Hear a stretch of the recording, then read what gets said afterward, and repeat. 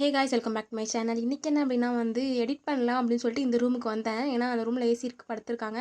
So இந்த ரூமில் தான் கொஞ்சம் அமைதியாக இருக்குன்னு வந்தேன். ஜன்னல் சாத்தினாலும் வெளில உள்ள சவுண்டு கேட்காது. அதனால நான் ஜன்னலை சாத்தினேன். ஜன்னலை சாத்திட்டு தான் நான் பார்க்குறேன் குளவி கூடு கட்டிகிட்டு இருக்காங்க.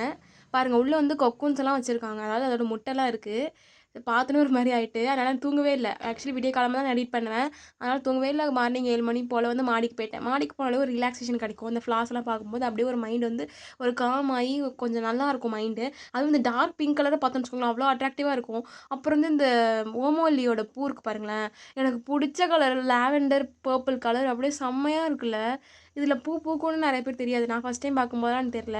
அதுக்கப்புறம் இங்கே பார்த்தீங்கன்னா இங்கேயும் ஒரு குலவி மாரி என்னமோ இருந்துச்சு. காலை பாருங்க எவ்வளோ குண்டா இருக்குன்னு சொல்லிட்டு இது செடியை மண்ணை நோண்டிக்கிட்டே இருந்துச்சு.